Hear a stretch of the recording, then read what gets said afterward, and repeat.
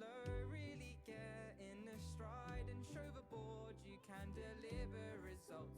You're a real go-getter. Oh, where the smile, oh so heavy, oh so heavy. 'Cause I'm always running to the great blue Atlantic. My heart leads oceanic. This love feels weird, so I simply won't believe it. Whatever you're perceiving, my socks aren't even. This love feels weird, so I simply won't believe it. Whatever you're perceiving, my socks aren't even. This love feels weird, so I simply won't believe it. Whatever you're perceiving, my socks aren't even. This love feels weird, so I simply won't believe it. Whatever you're perceiving, my socks aren't even. The smile, oh so heavy, oh so heavy. 'Cause I'm always running to the great blue Atlantic. My heart beats oceanic. Oh, where the smile, oh so heavy, oh so heavy. 'Cause I'm always running to the great blue Atlantic. My heart bleeds oceanic. Love feels weird, so I simply won't believe it. Whatever you're perceiving, my socks aren't even.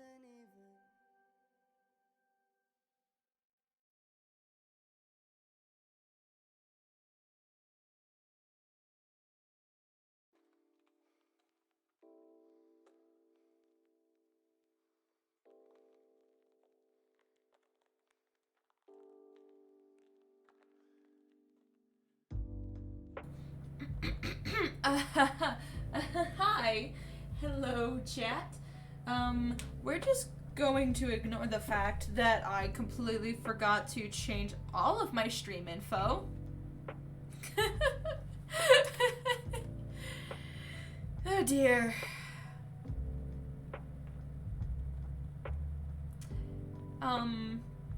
When did I last go live? Like two weeks ago? Or maybe it was a week? Was it a week?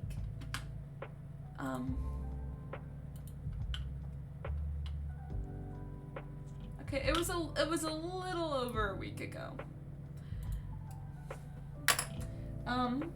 So we're on track with my usual streaming schedule, I guess, for like college. That's what I was gonna say. Jesus, I don't stream for 1 week and it feels like I've completely forgotten how to stream. Jesus Christ. Well, anyway, today we're gonna be, I have no idea how long this has been published, but the last chapter of The Stars and Their Children, the epilogue, got published, probably fairly recently.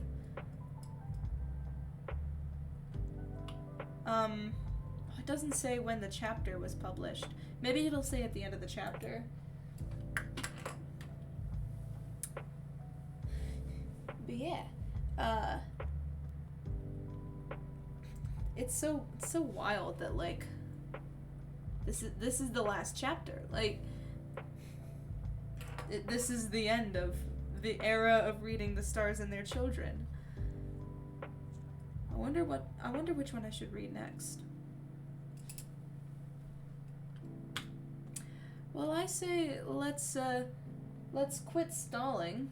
I don't know, that's not even technically stalling. I have no reason to stall. And let's read. Okay, my water's over here.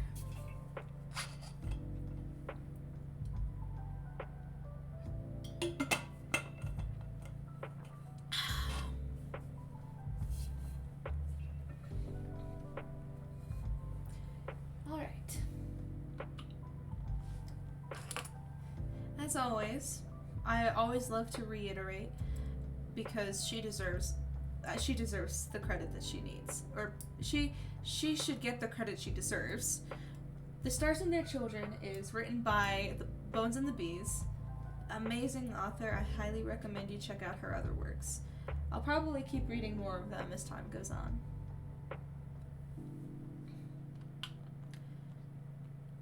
Wait, I just realized. The first chapter was published in April of 2022. It's taken 9 months to write this entire thing. That's crazy.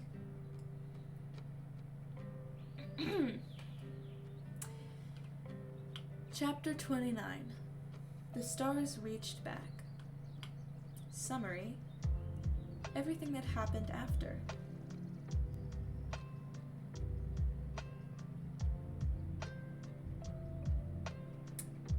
Three years later. Wow, time jump. The surface of the planet was colder than he expected. An icy breeze whipped around him, forcing his hood off his head and his scarf to slip down from his face. Sand stung against his cheeks and eyes, and he coughed once, tugging the scarf back up over his mouth to block out the dust as much as he could. His footsteps fell in time with those of the soldiers behind him. He'd insisted he only needed one, but was forced to take 5 instead. While he was grateful for the protection, it made him stick out like a sore thumb. The shimmering grays and blues of the Antarctic Empire uniforms were recognizable even on a planet as far out as this one. His own coat, dotted with stars and dyed a much softer shade of gray, was undoubtedly wealthy, but at the very least didn't scream where he came from. The prince and his soldiers marched away from the trading port and into the desert, the gutted remains of crashed ships littering the sand like corpses. The wind got stronger, and he pulled his scarf tighter around his face. His coat twisted around his legs, and he narrowed his eyes, struggling to see through the haze. His eyes were burning by the time they reached the place he was looking for. Sorry, 1 second.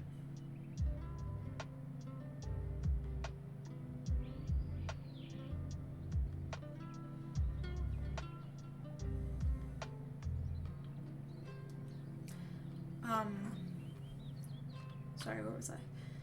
His eyes were burning by the time they reached the place he was looking for. The ruined ship reminded him of the bones of a monstrous sea creature that had been pecked away at by bottom feeders.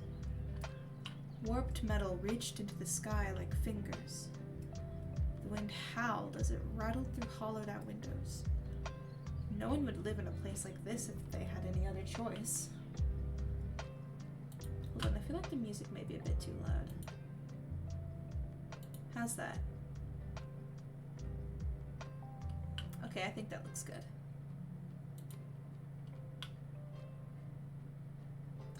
As the details of the crashed ship came into view, he held a hand up, stopping the soldiers behind him in their tracks. "You wait here," he ordered the soldiers. "I'll go in alone." Behind him, there was a scarf.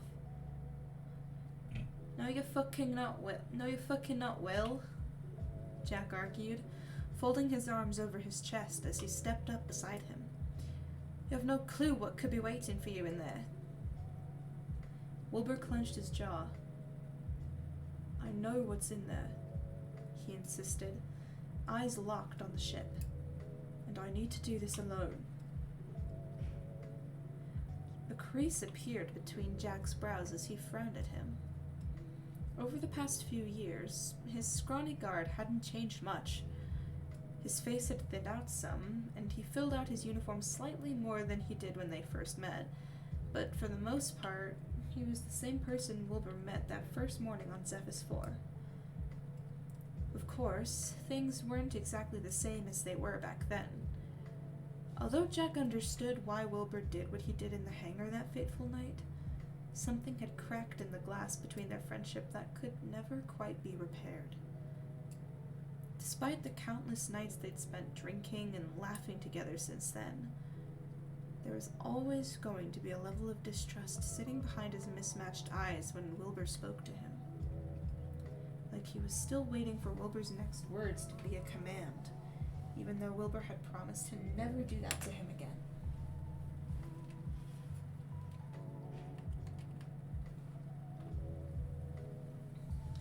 Wilbur didn't resent Jack for this.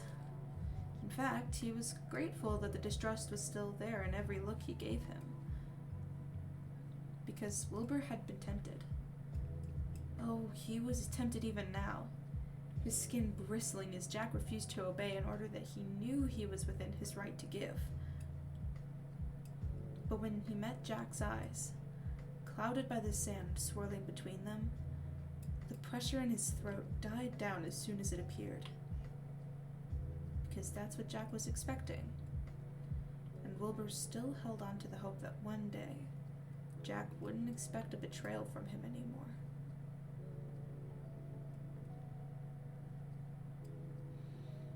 Just you then. The others will wait here.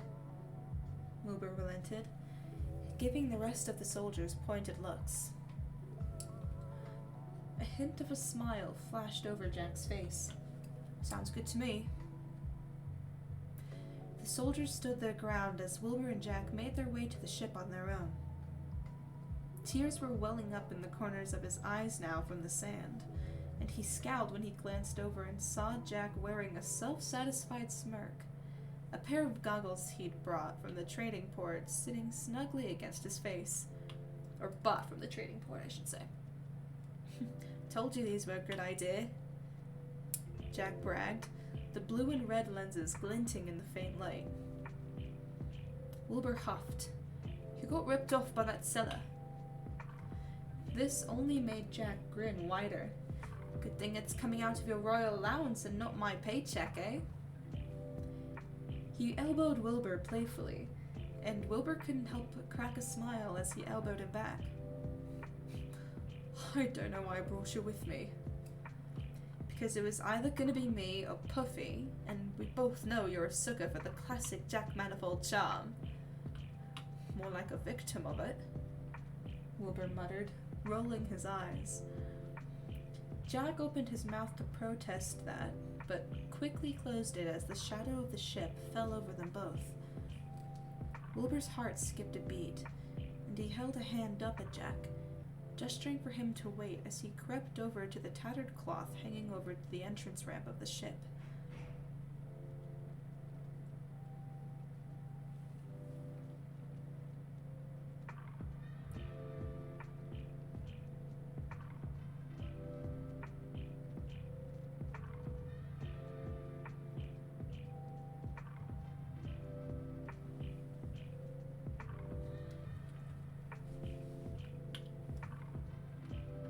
His boots clinked against the metal as he listened for any signs of life inside. While he couldn't make out anything, the howling wind was drowning out everything else. I need you to stay here, Wilbur told Jack as he hurried back down the ramp. But Wilbur! I'm serious, he snapped, cutting Jack off. You can wait right outside the entrance, and if you hear me yell for you, you can run in. I need you to wait. Please. Jack was frowning again, but the desperation in Wilbur's voice was clear as day. A beat passed, and then another. Then, fine. But if you're not out in 5 minutes, I'm going in anyway. 15, Wilbur argued. 10 minutes, or I'm telling Tommy that you're the one who lost his favorite dagger. Oh, that was a low blow. Fine, Wilbur huffed, turning on his heel to go back up the ramp. You're a bitch, Jack Manifold. A bitch who keeps you alive, Jack shouted back. Rolling his eyes again, Wilbur focused back on the task at hand. He pulled the scarf back over his face, and tugged his hood over his head to block out as much wind as possible. His heart was pounding as he stood in front of the tattered cloth, the inside of the ship completely dark past the entryway. Once again, he tried to listen for any signs of life, but all he heard was screaming wind. Taking a breath to steady himself, Wilbur tried to tune out the elements around him. He ignored the sand cutting into his face and fought to focus on the salt burning the back of his throat. In for 4, out for 8. Let the waves crash into your lungs. He opened his eyes, water roaring in his ears. Then, he pushed aside the cloth and stepped inside the ship. The thud of his boots against metal echoed off the ceiling. The inside of the ship was dark, the dim light from outside creeping in through cracks in the walls. His eyes darted around, searching for any kind of movement, a single sign of life. Someone was obviously living here. There was a cot piled high with hand-sewn blankets and pillows shoved in the corner, sitting next to a table covered with an array of deadly knives. There was another table littered with scrap from the ship itself, old technology probably used for bartering back at the trade port. He took another step, jolting when his boot hit something solid. Glancing down, he breathed a sigh of relief when he saw it was just a half-empty crate of dried food. Right as he looked back up, though, a voice called out, "Don't move!" The command reverberated through his bones, echoing through his body and forcing every cell to obey without question. His muscles locked, keeping him staring straight ahead as he heard footsteps approach behind him.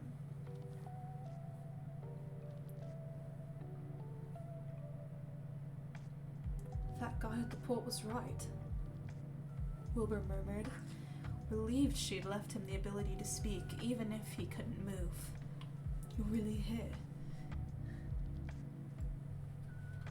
"It's Nikki." "It's Nikki! Yay!"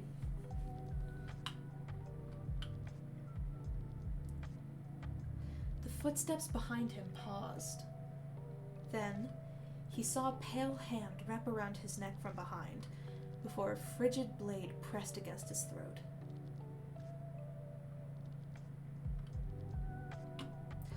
"Someone sold me out?"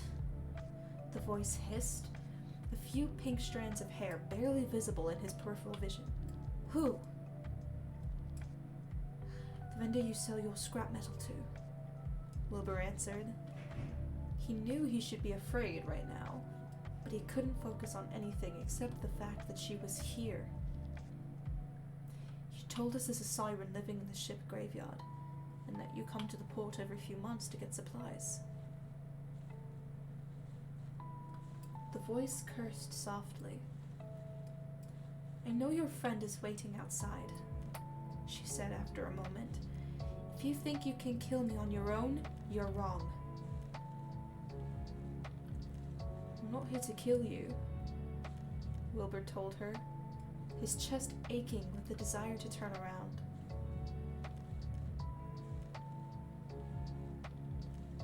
She scoffed. "Yeah, right. You're Antarctic soldiers. Either you're here to tie up Eldingveather's loose ends, or if you're not lying, then you're here to drag me back to Themis." The blade pressed harder against his throat. "I'm not letting either one of those things happen." A pause. Wilbur took a careful breath. "Lady Nikki Niachu, emissary to the Order of Anthemisa," Wilbur said, the familiar title rolling easily off his tongue despite so many years having passed since he heard it. "You were on Eldingveather when it was invaded by SMP 3 years ago. All Themesian ambassadors were sent back to Themis, but you weren't. Why is that?" Behind him, Nikki tensed at her name. the hand not holding the knife digging into his shoulder. Why do you think? I was imprisoned and alone, and I had no clue what Emperor Dream was going to do to me. I'd been She cut herself off, the pressure of her throat lessening the slightest bit. I was alone. I was terrified. I didn't know if I was going to be sent back to Themis like the others, but I also didn't want to wait to find out. So I left. You thought you were going to be punished for helping the princess escape, right? Wilbur asked, his voice slow.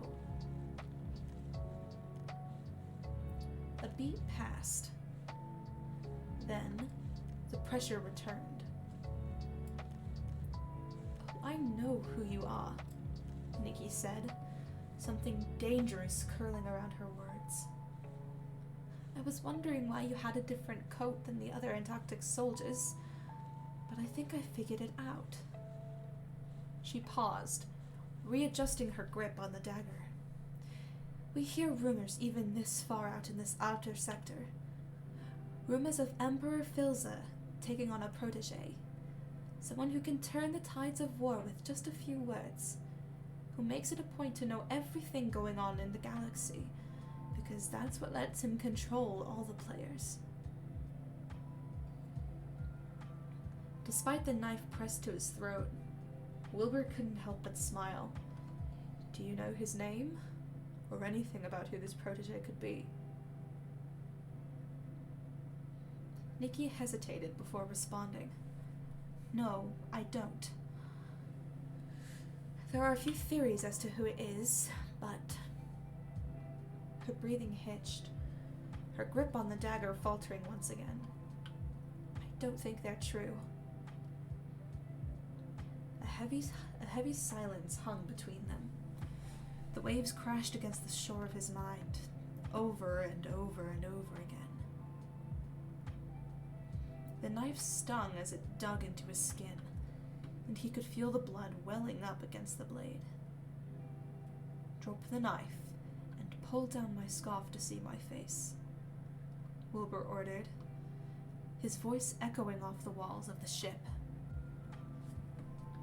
And just like how instantaneous Nikki's command was on him, the knife clattered to the ground, and the pink hair moved away from the corner of his eye. There was the sound of footsteps as Nikki circled around him, and when she came into his line of sight, his breath caught in his throat. She looked older. Her cheeks had lost the last pudgy remnants of childhood, making the rest of her features more pointed in contrast. Her jaw was sharper, and her short-sleeved shirt revealed well-muscled arms. There was a thin gray cloak settled over her shoulders, and the minute his eyes fell on the gold embroidery along the hem, he recognized it as one of his own coats he'd worn on Eldingvegr before the invasion. The last time he'd seen her, it had been with a barrier shimmering between them as she begged him not to leave her behind. Now, she was here, with no barrier in their way, and she didn't look like the type of person to beg anymore. Silver eyes, once so familiar in their warmth, were ice cold despite the fog over them. She reached up to grab his scarf, tugging it down to his neck and revealing the rest of his face. The glazed look in her eyes cleared as soon as the action was finished. She blinked once as she came back to herself, before her gaze settled on him, and she froze. You'd think that she'd recognize his voice, but okay. Seconds ticked by. Wilbur's heart was pounding again, because finding her was the easy part. Now he had to talk to her.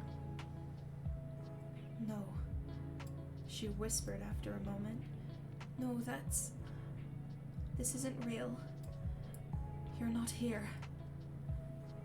She took a step back from him, her hands shaking as she wrapped them around herself. I haven't had a nightmare like this in so long. I thought I'd gotten past them, but you can't be here. But you can't be here, so this has to be one of those. Hearing that he'd been the subject of her nightmares was more painful than if she'd slit his throat only a few moments before. Nikki, Wilbur said as softly as he could. This isn't a nightmare. It's me. Nikki was shaking her head now, blinking fast as she grabbed the edge of a table behind her. No, this isn't real. Please tell me you're not actually here. I am here, I swear, Wilbur insisted. Just drop the command. Let me move and I can show you. No! She shouted, cutting him off. I don't want you coming anywhere near me, Wilbur! Wincing, Wilbur tried to nod at that before remembering he couldn't. Okay, you're pissed at me. I get that. At this, Nikki frowned, tears welling up in her eyes as she met his gaze again. Pissed? She questioned, that dangerous thing decorating her words again. It's not... I mean, I am pissed, but it's not just being pissed, Wilbur. Her voice cracked, and she gripped the table harder, her knuckles turning white as she squeezed her eyes shut. A few moments passed.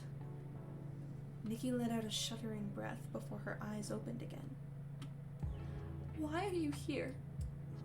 She asked, her voice thick. After all this time, why have you come to find me now? Oh, of course she wouldn't know. But a pang flashed through his chest, realizing that for the first time since they met, he and Nikki had fallen completely out of step with each other's lives. Nikki, I didn't just come to find you now, Wilbur told her, forcing himself to meet her eyes. I've been looking for you for years. This seemed to strike a chord in Nikki. Really? Of course I have, Wilbur exclaimed. I started searching for you as soon as things got settled with the Antarctic Empire and Eldingvega. I used any connection I had to the outer sector, found any ears on the ground I could, and searched for ages to find you. I chased so many leads that just turned to dead ends, but finally, a few days ago, I heard rumors of a lone siren living out here. And somehow, I knew it had to be you. Nikki stared at him for a moment, as if she still wasn't trusting her own eyes. Then, I waited for you, you know, she confessed, taking a step towards him. I waited on Eldingvega as long as I could, because I thought you and Tommy would come back to get me. I wanted to. I swear, Nikki, I wanted to go back and get you, but it took us far longer than we expected to get back to Eldingvega. And by the time we did, you were long gone. I had to leave, Nikki said, her voice cracking again as she continued to walk towards him. I thought Dream was going to kill me, or at least torture me if he thought I knew where you went. She let out a quiet sniffle as she came face to face with him. I'm so sorry, Wilbur whispered, his own words wavering as he looked down at her. I didn't want to leave you, but we didn't have another choice. A beat passed as Nikki looked up at his face, her eyes bright red as she fought to hold back her tears. Then, you left me!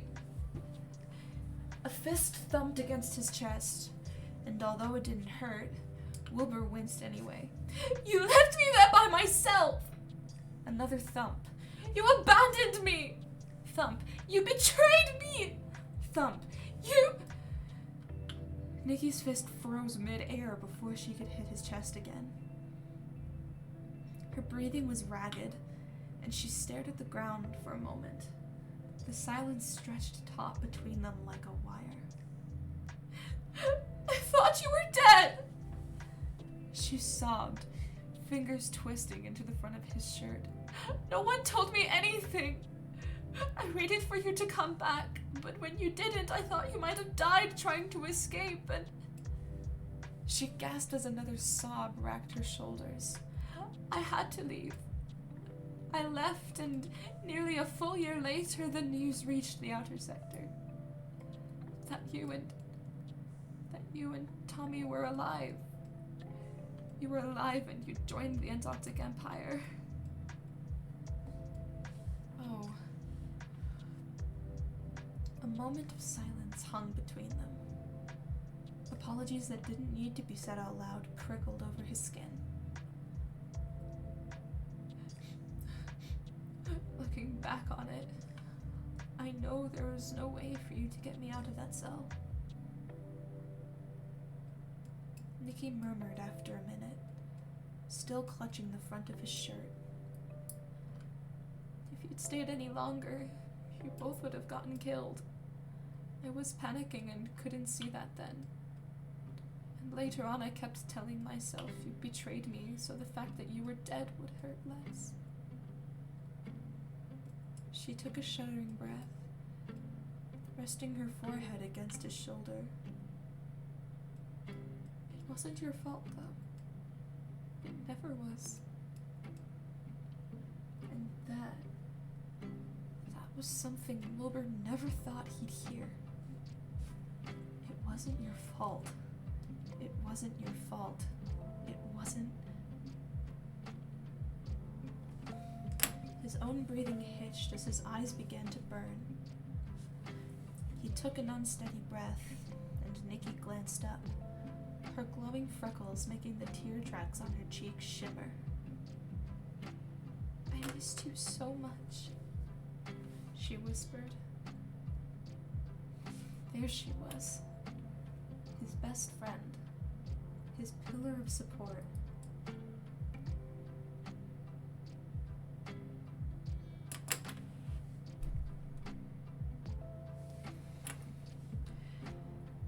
His own pillar crumbled into the ocean long ago, but it seemed like hers had as well.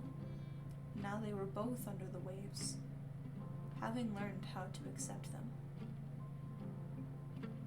I missed you too. More tears brimmed in Nikki's eyes. You can move. As soon as the command echoed from her whisper, Wilbur nearly collapsed on her. She let out a surprised squeak as he wrapped his arms around her, but she didn't fight it. Instead, she hugged him back just as tight, the two adjusting until his chin was resting on top of her head, and her face was buried in his shoulder. For a long moment, neither of them spoke. The sand swirled around them, stinging at their eyes and filling up their lungs. But Wilbur didn't care, and he doubted Nikki did either. He'd been waiting years to be with his best friend again, and he didn't want to let her go anytime soon. Nikki pulled away first. She wiped her face with the back of her hand, the jagged ends of her uneven haircut sticking to her wet cheeks. So, she said, looking him up and down again. The Antarctic Empire, huh? Oh, yeah. Wilbur had a lot of explaining to do on that front. It's a long story, Wilbur told her, looking down at his coat with a soft smile. But would you believe me if I said joining the Empire was the best decision Tommy and I ever made? She raised an eyebrow at this, clearly doubtful. Really? Wilbur nodded. Yeah, it was. He paused, another breath rattling through his lungs. Fuck, there's so much to tell you. But we should probably get out of here before my god thinks you killed me. Nikki frowned. Get out of here? And go where? Oh, Nikki. Wilbur stepped towards her again. There's so many places I want to show you. So many planets, so many people I want you to meet. Oh fuck, Tommy's gonna be thrilled to see you again. Immediately, Nikki took a step back. Wilbur, I can't go back. A rug dropped into the pit of Wilbur's stomach. What? I've been hiding out in the middle of nowhere for a reason, Nikki said, folding her arms over her chest. I don't know if Asempi's hunting me, but even if they aren't, I'm sure Themis has been searching across the galaxy for me, and I can't go back to them. You know why I can't. And you know why I can't. And just like that, the rock disintegrated. You don't have to worry about Asempi, he reassured her. And you certainly don't have to worry about Themis.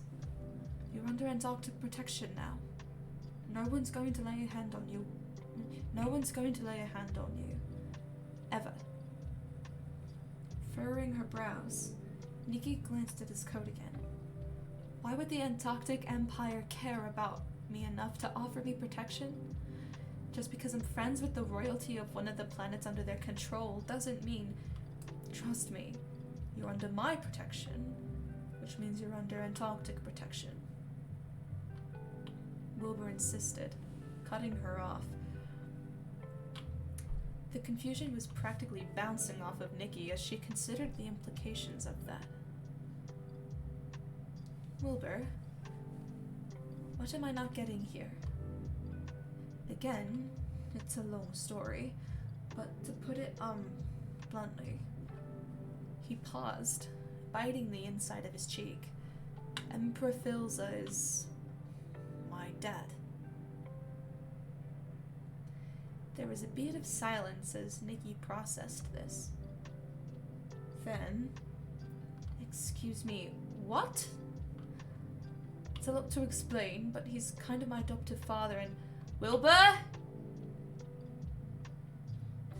Wilbur was cut off by the sound of footsteps echoing through the ship, and Nikki stiffened as Jack ran up to both of them, skidding to a stop the second he locked eyes with Nikki. Nikki, don't! Wilbur exclaimed as Nikki opened her mouth to use her voice. This is my god. He's okay.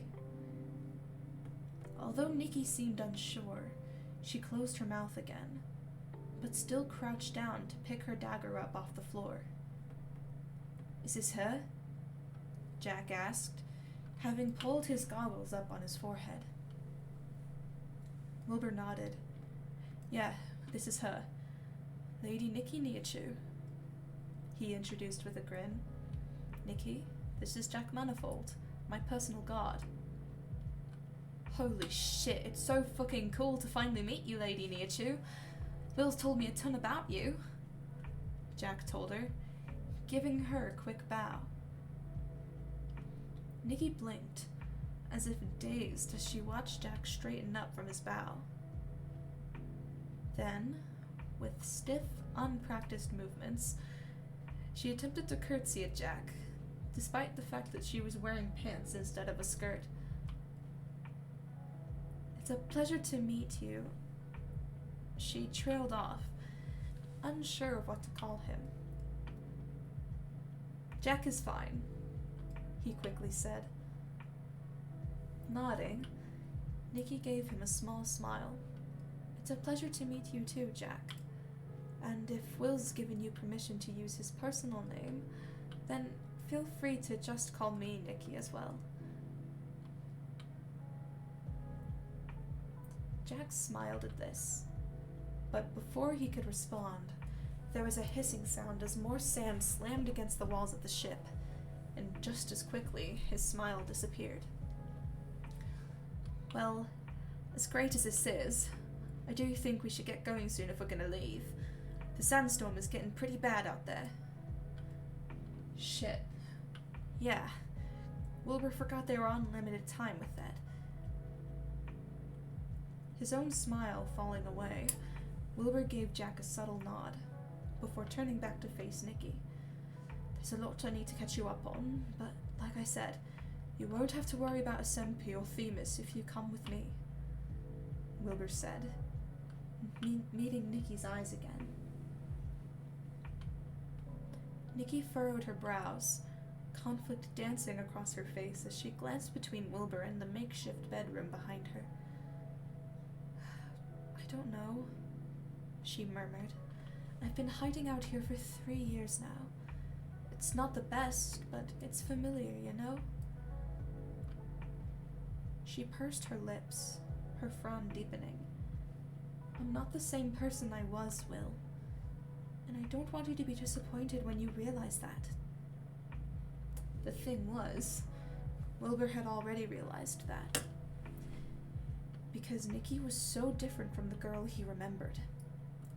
It wasn't just because her hair was shorter and her eyes were colder. It was in the way she spoke, the way she held a knife. Even just the way she carried herself held a different tone than before. Pieces of the Nikki he knew had been chipped away. Her shoulders were rigid, and her face was lined with horrors he knew all too well.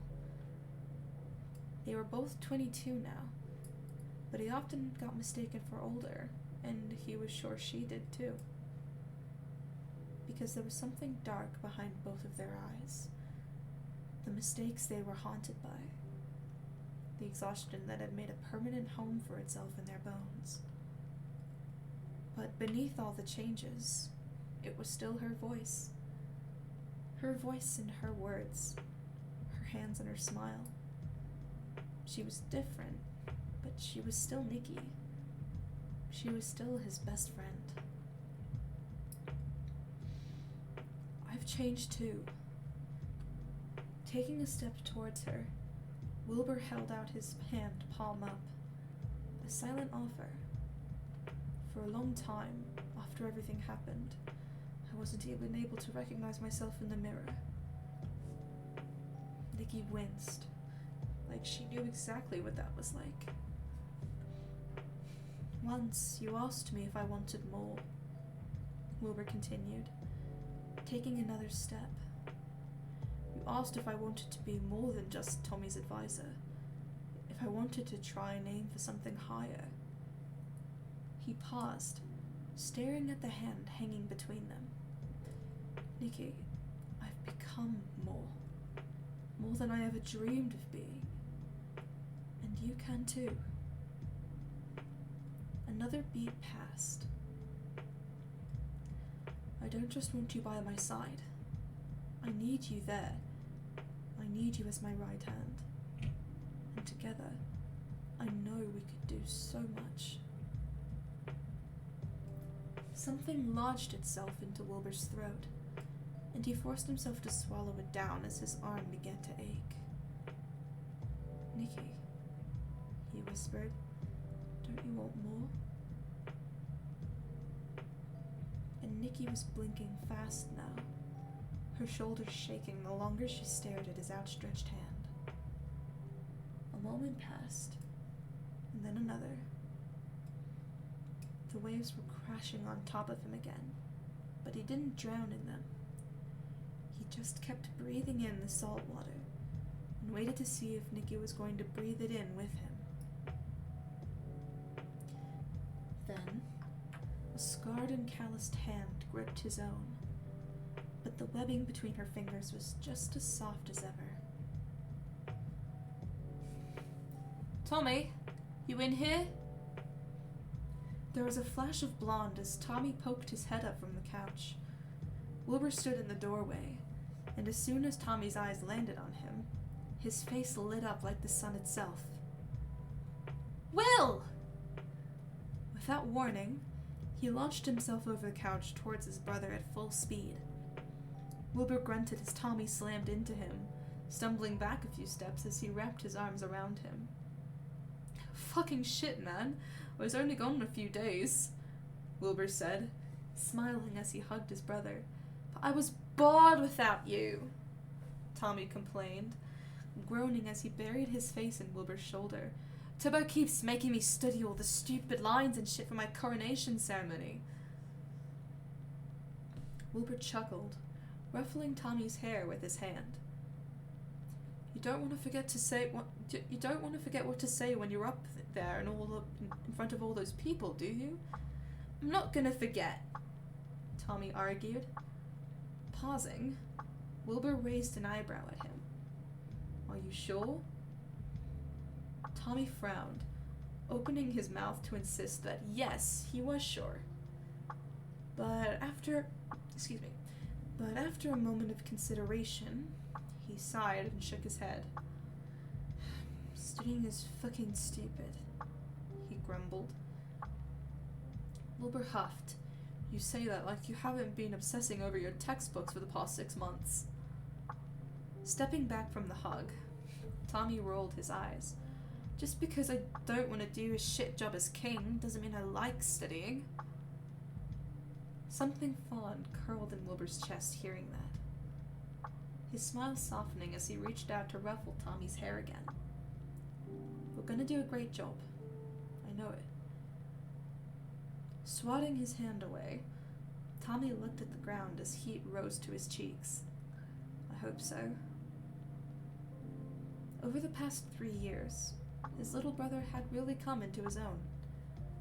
He was taller now, still several inches shorter than Wilbur, but he towered over Phil and Tubbo. His shoulders had broadened as he began to fill out some of the lankiness he got from Wilbur, which was only supplemented by the lean muscle he'd developed from all his training with techno.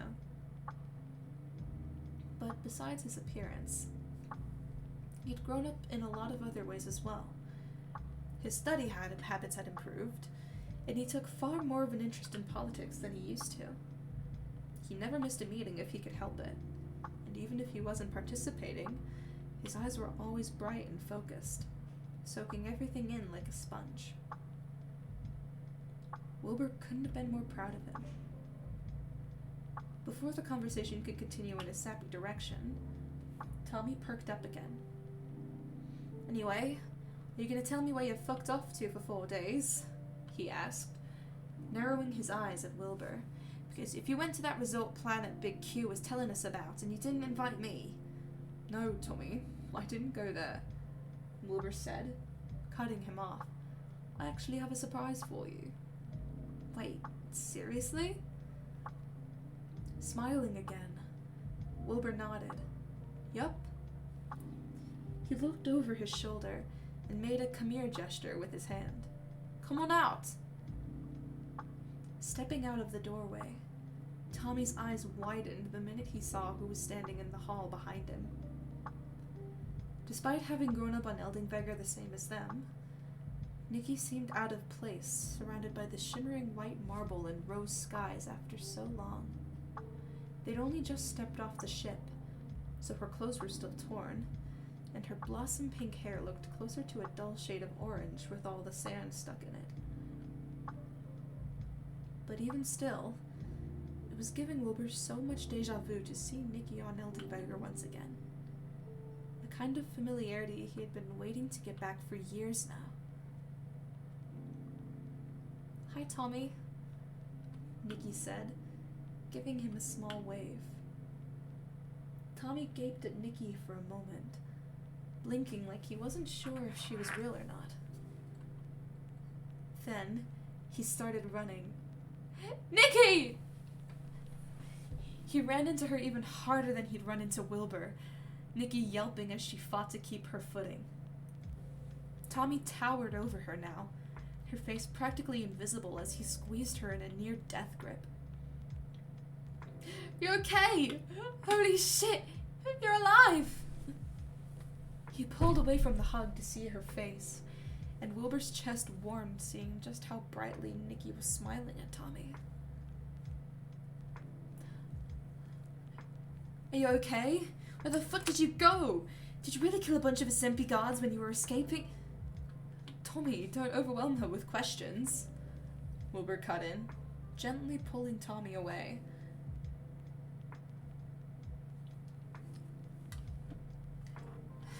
Sorry, I just... Tommy laughed, reaching out to touch Nikki's shoulder like he needed to make sure she was there. I can't believe Will actually found you. Nikki grabbed Tommy's hand off her shoulder and squeezed his fingers. I'm surprised he did too. I've been hiding out on an outer sector planet for the past few years, and when he showed up at my base, I didn't even realize who he was at first. You held a knife to my throat, Wilbur reminded her. At this, Tommy stiffened, and Wilbur reached out to grab his arm. It's okay though, Tommy. I'm fine. He quickly reassured him. Some of the tension leaked out of him, but he still flashed Wilbur a worried look as he dropped the hand holding Nikki's. You've grown up so much, Nikki said softly, looking Tommy up and down before turning her gaze to the room around her. It's so weird being back here. It doesn't look different at all. You should have seen it after the You should have seen it after the Antarctic Empire invaded. Tommy huffed. This place was a fucking mess. Took us months to clean up. Wait, do you even know about that? Nikki nodded. Mostly. Will caught me up to speed on the way over here, though I still feel like there's a lot of details I'm missing. Oh, Nikki, so much shit has happened, Tommy said, eyes bright again. We have so many stories to tell you and so many people you gotta meet. Suddenly, a new voice cut Tommy off. Is this a party we're missing? Nikki stiffened, while Wilbur and Tommy grinned. Speaking of meeting new people. Looking down the hallway, Wilbur perked up when he saw Phil and Techno making their way towards them. While Phil wasn't always on Eldenbringer, he and Techno had been busy preparing for Tommy's coronation the past few weeks. Techno, acting as the king regent and all, was rarely seen off Eldenbringer, although Wilbur was sure he was eager to get back to Zephyr's 4 and resume his duties as Imperator. Phil! Techno! Will's back! Tommy exclaimed, pointing at Wilbur like they'd miss him if they didn't know where to look. I can see that, Phil said with a smile, already opening his arms and wings as Wilbur hurried towards him. Although it had only been a few days, the last bit of tightness in Wilbur's chest dissipated as Phil wrapped his arms around him. He had to hunch over to rest his head on Phil's shoulder, but he didn't mind in the slightest as Phil's wings arched above their heads. Hey, Dad, Wilbur whispered as he pulled away after a moment. Phil didn't let him get far, and reached out to grab his chin. You have sand on you, Phil pointed out, thumb brushing over the small cuts on his cheek where the sand had rubbed his skin raw. Got caught in a sandstorm, Wilbur explained. I'm fine though. Suddenly, another hand came to rest on his head. Why were you in a sandstorm? Techno asked, using his hand to brush some of the sand out of Wilbur's hair and onto the floor. And how many guards did you have with you? Rolling his eyes, Wilbur pushed Techno's hand away. I brought 5, including Jack. Techno frowned at this, clearly about to point out how Wilbur needed more, but Wilbur continued talking before he got a chance to speak up. Anyway, there's someone I want you both to meet. Phil and Techno both blinked, glancing over Wilbur's shoulder as if just now noticing the woman standing next to Tommy. The smile Nikki had been wearing before was gone now, replaced with a clenched jaw and tense shoulders as she looked Phil and Techno up and down. Silver eyes darted between Wilbur and the two of them, gaze lingering on the hand Phil still had resting on his back.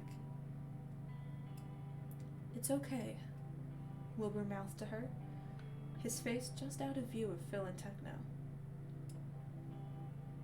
Some of the storm in Nikki's eyes cleared up, but suspicion still lingered over her like a cloud as she took a step towards them both. Taking this as his cue, Wilbur shook Phil's hand off and moved in between the two sides. "May I present? Lady Nikki Miachu," he introduced, gesturing to Nikki. Like with Jack, Nikki attempted a curtsy, this one being slightly less stiff. When Wilbur glanced over at Phil and Techno, relief washed over him when he saw his father giving her an appreciative nod. "Lady Miachu, it's an honor to finally meet you," Phil said once she'd straightened back up. "I'm Philza, Emperor of the Antarctic Empire, but feel free to just call me Phil. Technoblade, Imperator of the Antarctic Empire." Techno followed, the two of them giving Nikki short bows. "Call me Techno, though." When Wilbur looked back towards Nikki, he almost had to cover his mouth to stifle a laugh. Nikki's mouth had dropped open in shock, her eyes as wide as saucers as she glanced between Phil and Techno. The realization that she was talking to two of the most powerful men in the galaxy now settling in. You're... She blinked a few times, pushing her hair back from her face again as she tried to get her bearings. "Tommy called you both Phil and Techno, but I didn't... Oh fuck, I'm such a mess right now. I mean, shit. Wait, no, I didn't mean to curse, I'm sorry." "Lady Miachu, Techno and I will play along with the royal etiquette and all that bullshit. But we really don't put too much stock into it ourselves, I can assure you," Phil cut in, smirking at her. "You don't give a shit about cursing, and Will just said you were in a sandstorm, so being a bit of a mess is pretty understandable. It's pretty understandable." The panic began to fade from Nikki's eyes, but Wilbur noticed her trying to brush the sand off her pants anyway. "Okay, my apologies anyway for my appearance, Your Majesty and Your Imperial Highness. I wasn't expecting to meet either of you so soon." "We weren't expecting to meet you, well, possibly ever," Techno said, folding his arms over his chest. "But Wilbur's been looking for you for ages, and he and Tommy have told us quite a lot of things about you." "Oh, positive things, I hope," Nikki tried, nerves bouncing off of her as she shifted from foot to foot. It's been more than positive. It's been more than positive," Phil reassured her. "They've told us about your role in the SMP invasion, and how without you, they might not have been able to escape. So for that, the Antarctic Empire is in your debt." Phil bowed at her again, much deeper this time, and Nikki looked frozen with shock. As he straightened back up, though, she seemed to shake herself out of her stupor and squared her shoulders to meet Phil's eyes. "If the Empire is truly in my debt, then may I make a request?" Surprise flashed over Phil and Techno's faces at that. "Depends on the request," Techno told her. Nikki nodded, taking a breath to steady herself. "I believe if Themis finds out where I am, they might force me to return there, which isn't something I want to do. If that happens, can I rely on the Antarctic Empire for protection?" Although Wilbur had already reassured her she'd have the Empire's protection, he couldn't blame her for wanting to ask Phil and Techno directly. Now, though, nerves were starting to buzz in his chest, because while he'd made her that promise, he hadn't actually asked Phil and Techno outright about it. He couldn't imagine why they'd say no. Although Themis was bound to want Nikki back, she wasn't royalty. If she was in line for the throne, he could see Themis threatening to start a war over her return, but she wasn't. I just want to point out, Wilbur cut in before either Phil or Techno could get a word out. If Themis tries anything, we can always threaten to cut off their laserphane supply. That should get them to shut up real quick. Phil snorted at this. Yeah, I'm not too afraid of Themis starting shit over a single siren, he said, looking more amused than anything else at Wilbur's interruption. Lady Nietzsche, if you wish to stay here... Wait, no. If you wish to stay here, you'd be considered a full citizen of the Antarctic Empire. You'll be completely under our protection, just like Will and Tommy are. Oh, thank fuck. That... Nikki's voice cracked, and she swallowed down a lump in her throat as she nodded. That sounds wonderful. Thank you. Both of you. Wilbur caught her eye again, and flashed her a warm smile. Nikki immediately returned it, the last bit of tension leaking out of her shoulders that Wilbur hadn't even noticed was there. Also, I don't know how much you know about hand-to-hand combat, but if you're worried about protection, I'd also be happy to train you. Techno jumped in, eyeing the toned muscle on Nikki's arms. I've trained Tommy for years now, and, well, I tried to train Wilbur, but he kinda sucked at it. Hey! Though you certainly look like you know how to handle yourself. Techno finished, ignoring Wilbur's interruption. Nikki giggled at Wilbur's pout, before sobering herself up and giving Techno a quick nod. I've had to defend myself before, but I haven't received any formal combat training since I was a child. I'd love the opportunity to learn more. Oh, fuck yes! Tommy exclaimed, running up beside Nikki and grabbing her arm. Nikki, we gotta train together. But I could totally kick your ass. Well, I wouldn't kick your ass because I'm a very nice person, but I've gotten so good at fighting since Techno started training me. I'd love to train with you, Tommy, Nikki said, nudging his side with her elbow. But don't you dare go easy on me. I'll be able to tell if you do. Well, if the lady insists. As Nikki, Tommy, and Techno devolved into a discussion about how hard Tommy was allowed to go on Nikki during training, Wilbur felt a hand rest on his shoulder, and glanced over to see something warm sitting in the icy blue eyes of his father. I'm a little surprised, Phil said quietly, his voice too low for the others to hear. I can already see a difference in you with her around. Wilbur furrowed his brows. I'm acting different? Phil shook his head. You're not acting any different. Just looks like you're breathing easier now, I suppose. Taking a deep breath in, Wilbur thought about how the salt water that always seemed to be present in his lungs these days. About the salt water that always seemed to be present in his lungs these days. It used to burn. The inside of his throat would sting, and he'd try his best to cough it up. But then Phil had taught him to use his anger, to use the waves crashing inside his mind, and he got used to the taste of salt on his tongue. It never fully stopped burning, though. At least, not until now. The salt was still there.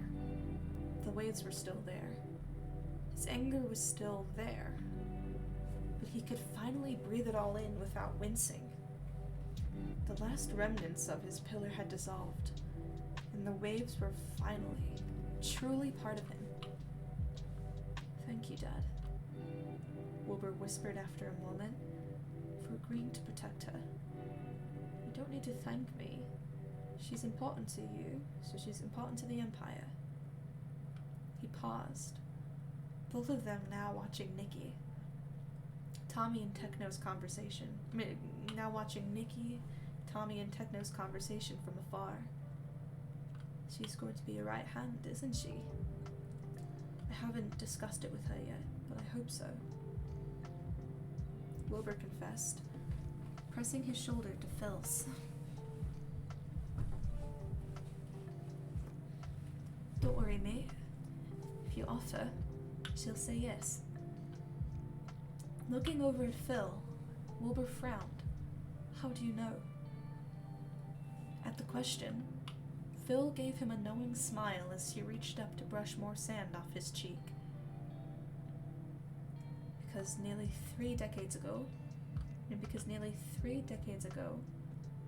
Techno said yes to me. No expense was spared for Tommy's coronation. Floating orbs of light designed to look like miniature suns hovered near the ceiling, making the shadows along the walls dance as if they were part of the celebration itself. Through the windows, the sky of Dagsburnstair was a soft shade of rose, the replanted sylpherwood trees shimmering in the twilight glow. Several long tables had been brought inside the throne room, stretching parallel to the walls, each one filled with nobles both from Eldingvegr and not. Across the room, Wilbur could see Ponk and CPK having some deep discussion with Aunt Frost listening in. Bad and Skeppy were talking to each other in hushed whispers, while Sam stared blankly into his glass of Blazion. All were dressed in thick coats decorated with shimmering orange gold thread.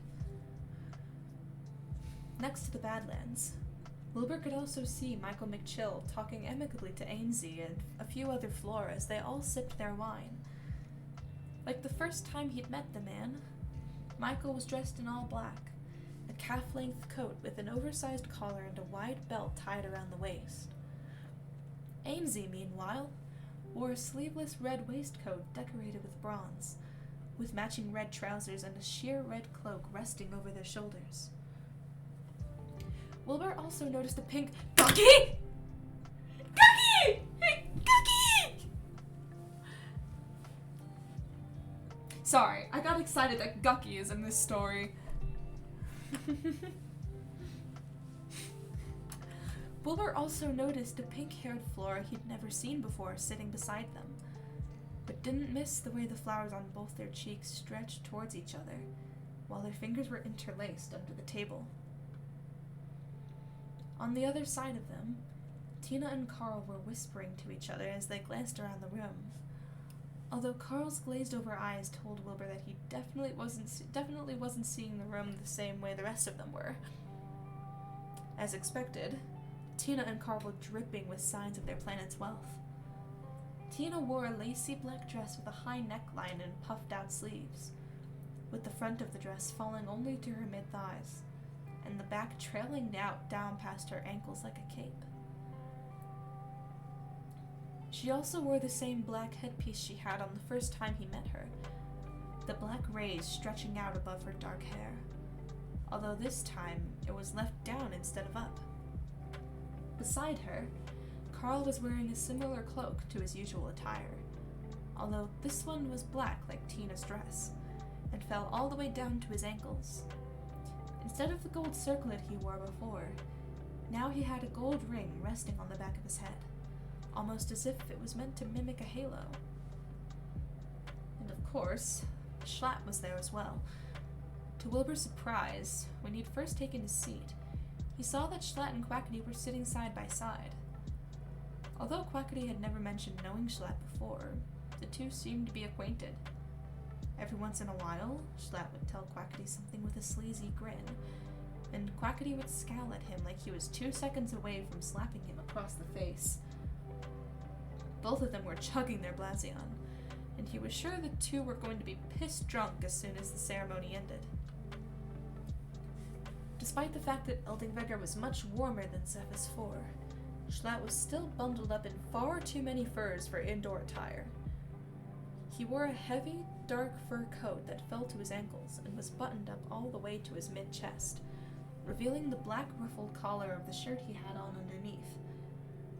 He was also still rattling with every step thanks to his steel and silver jewelry practically falling off of him, and Wilbur would be very surprised if he could keep his balance under all of that while drunk.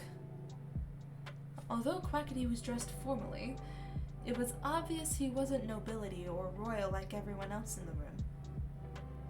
This also raised the question of how he was there in the first place, since he wasn't royal or a politician, but Quackity was a man of many talents, so Wilbur was sure he had his ways. Ignoring that, though, Quackity's suit was certainly expensive.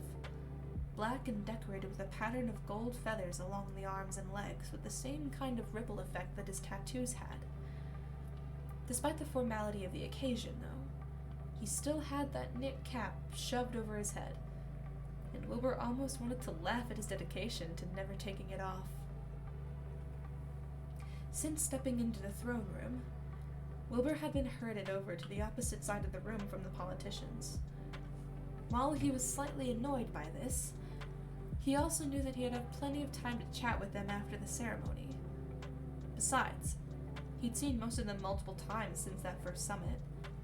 He'd flown to Serenity to work at a trade issue they were having. He'd participated in renegotiating certain terms of the Badlands alliance with the Empire, and, well, he technically went to Mantle for business quite a bit, but more than half his time there was spent getting drunk with Schlatt. Not that Phil needed to know that. On their side of the room, Wilbur had been seated at the part of the table nearest to the throne. Phil and Techno's seats were across from him and currently empty, although Wilbur knew they'd arrived at the same time Tommy did. Tubbo's seat was also supposed to be across from him, but again, it was empty thanks to what his role in the coronation was going to be.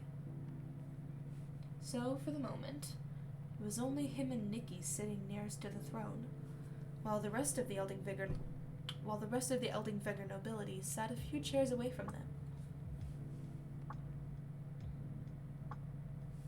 "Is my hair still okay?" Nikki suddenly asked, startling Wilbur out of his thoughts. Looking over, Wilbur saw Nikki showing him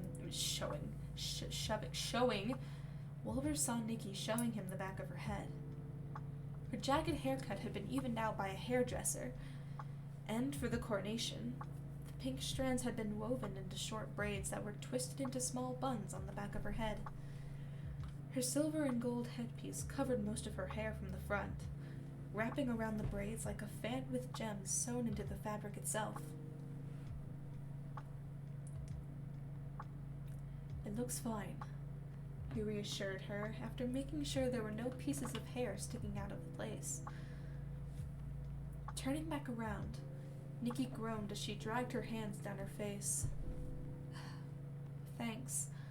I keep wanting to touch it to make sure nothing fell out, but then my hand bumps into this headpiece and I get scared I'm gonna move it out of place. I'll let you know if it goes sideways or flips backwards." Wilbur teased, nudging her side. Nikki rolled her eyes. "You try moving around in this, well, actually, I think your coat is longer than mine." She had a point there. Nikki was dressed in a sleeveless gown that went down to her ankles, and shimmered a soft shade of silver that almost matched her eyes. Over her shoulders, she wore a high-collared shrug cardigan in the same shade of silver as the rest of her dress, that had such long sleeves they fell well past her wrists and draped all the way to the floor. Stars carved from gold decorated the shoulders of the shrug as well, glittering every time she moved one way or another. Usually, this kind of dress would be something Wilbur had no comparison to. The long sleeves alone seemed like a nightmare to deal with. However, his own coat trailed well past his ankles and onto the floor behind him. It was deep blue, the back decorated with intricate gold embroidery trailing all the way down to the cape. Sorry. It had a high collar that kept digging into his chin, and he was constantly torn between fiddling with that or readjusting the silver circlet resting on the top of his head. The black gems embedded inside shaped it to look like feathers. It was honestly a miracle he hadn't fallen flat on his face walking into the throne room. can't believe I'm actually here, Nikki whispered after a minute of silence, eyes drifting to the empty throne. Growing up, I always knew I'd eventually attend Tommy's coronation, but it felt so far away. She paused. Pressing her lips together, she glanced back down at her hands, covered in scars from the years on her own. In a way, though, it feels like a lifetime since I last thought about Tommy's coronation. Wilbur understood what she meant. So much had changed since the days when he and Nikki would talk about the things they would do at Tommy's coronation. They used to joke about making a scene involving some spilled wine or embarrassing him with funny stories from his childhood during the following dinner. Of course, they'd never do either of these things. Neither one wanted to ruin the most important day of Tommy's life. But to actually be sitting here, waiting for his brother to get crowned the king, when 3 years ago Wilbur didn't even know if he and Tommy would ever see Eldingbeger again. It was strange. Not in a bad way, but strange nonetheless. Almost as if this was a dream, and any minute Wilbur would wake up, finding himself in that damn crawl space again. While the nightmares were far rarer these days, they'd never gone away completely. 2 nights before, Tommy had knocked on his door and crawled into his bed, trembling as he whispered the remnants of his dream into Wilbur's ear. Wilbur just held him close, burying his face in his little brother's hair and reassuring him that they were okay now. Nothing could hurt them anymore, and they both knew it. It really does, Wilbur agreed, nervously fiddling with the hem of his sleeve. Another beat passed.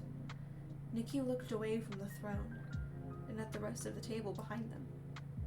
Suddenly, she stiffened.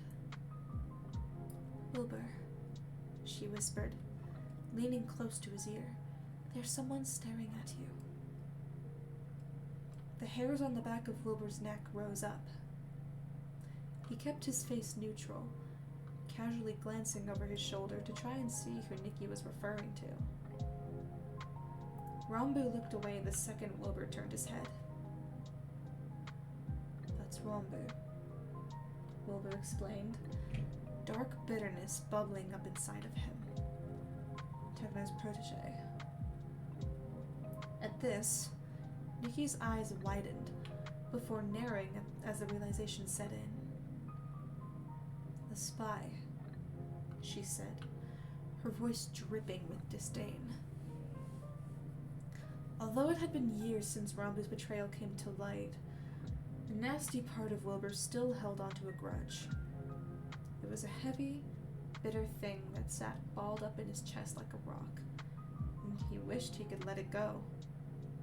While Tommy was still wary around Rambu, he had learned how to slowly let go of his anger towards his former friend. The first time Wilbur and Tommy went back to Zephyr's 4 after getting Eldingbeger back, Rambu had apologized over and over and over again for his actions. It got to the point where Techno had to order him to leave the brothers alone, because he wouldn't stop following them and trying to gain their favor back. As time passed, he backed off little by little. It was only then that Wilbur noticed the way Rambu flinched every time one of them came near, or how his shoulders would tense up if Tommy so much as glanced his way. At first, Wilbur thought it was his own guilt eating away at him, and maybe that was part of it. But for the most part, it was fear. Fear of having one of their voices used on him again. Fear of being turned into a puppet once more, forced to spill out all his ugly secrets for the world to bear witness to. Out of the 3 who had been betrayed by Rambu, Wilbur, Tommy, and Amesy had been the only one to properly forgive him. It had taken time, but they were so deeply and inherently kind. Wilbur had known it was going to happen eventually, though he was sure Amesy was very careful with their words around him nowadays. "He's probably staring at you," Wilbur said after a moment, turning back to Nikki. I'm sure he's wondering who you are. Furrowing her brows, Nikki Fuck.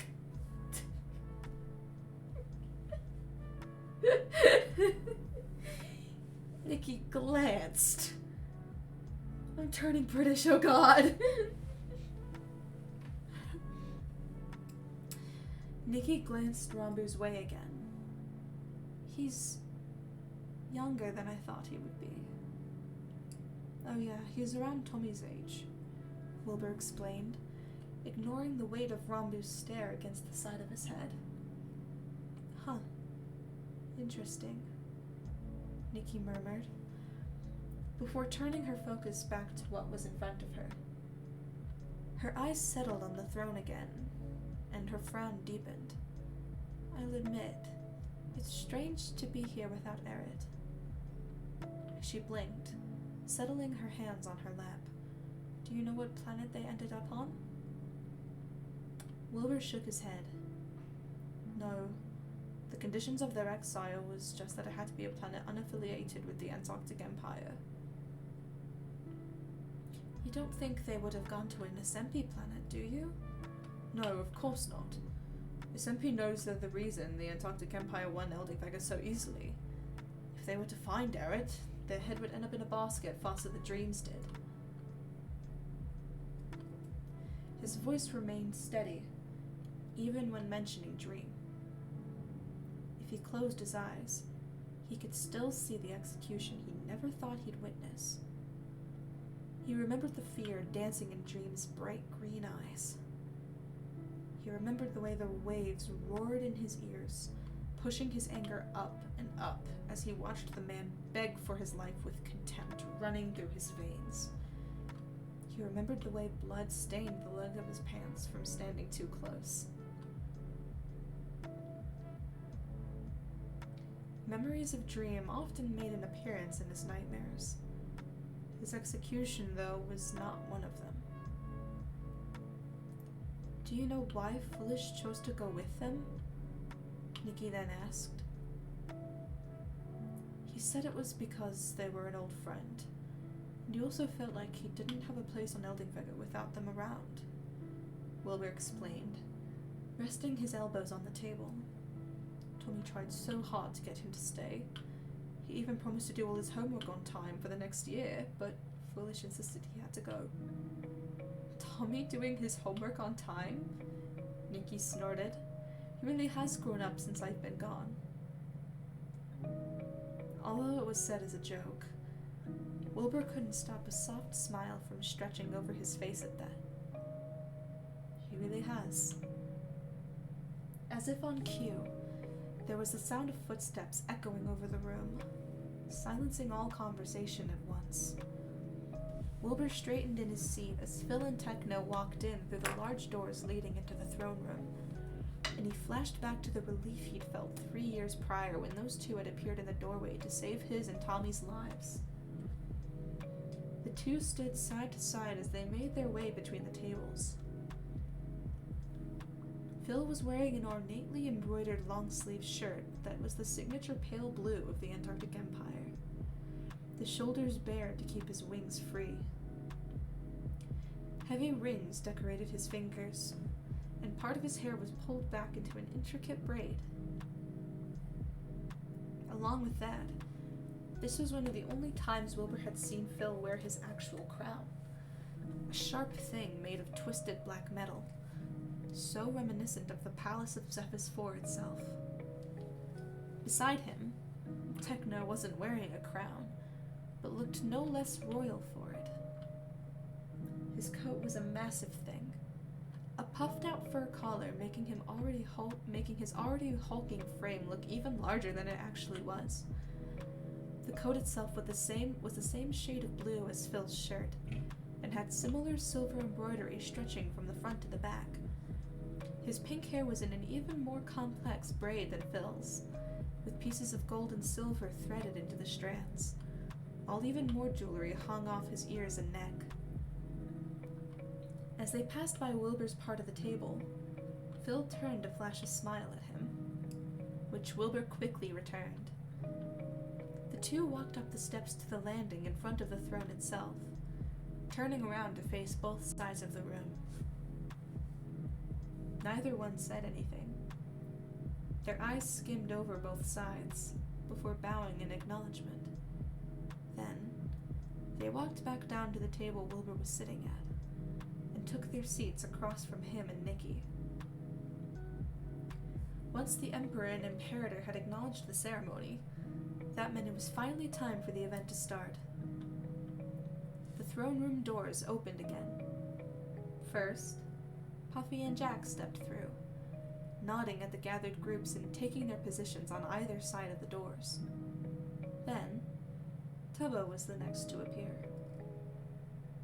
After his failed attempt at stabbing Dream, Tommy had tossed aside his grudge and forgiven Tubbo by scolding him for being an idiot and nearly getting himself killed. Wilbur also found it was difficult to hold on to his anger when he'd nearly seen the kid get executed for them, and more than anything, was just happy Tommy had gotten his best friend back. Since then, Tubbo had been given the opportunity to move past the role of a servant, and had worked his way up the ladder to be appointed as a member of Tommy's future council. When it came to coronations, the monarch was given the choice of who on their council they wished to actually perform the ceremony. So no one was surprised when Tommy decided he wanted Tubbo to be the one to do it. Wearing the traditional robes, Tubbo was dressed in a floor-length white cloak, with only minor pieces of gold embroidery detailing the hem. His mottled blonde and brown hair was pushed down by a plain silver circlet, although a few unruly spots were still sticking out here and there. As Tubbo stepped up to the landing in front of the throne, he squeezed his eyes shut and took a deep breath. Wilbur noticed his hands were trembling as he curled them into fists. Then, he opened his eyes, and his voice rang out. Today, it is your great privilege to bear witness to the birth of a new era for our planet. He was reciting lines, but it didn't sound like it. Tubbo's words were filled with power and commanded respect, forcing everyone in the room to look his way and acknowledge what he said as truth. This was the birth of a new era for their planet. This was the beginning of a new story. Not just for Eldingvegger, but for Tommy himself. You have all gathered here today in attendance for the crowning of a new king of Eldingvegger. He is the rightful king, both in blood and in merit, having proven himself as worthy through trials and tribulations unseen by his predecessors for thousands of years. I now present to you the heir to the throne, Theseus. And just like that, everyone turned to the doors to watch Tommy enter the room. Wilbur hardly remembered anything from being 4 years old.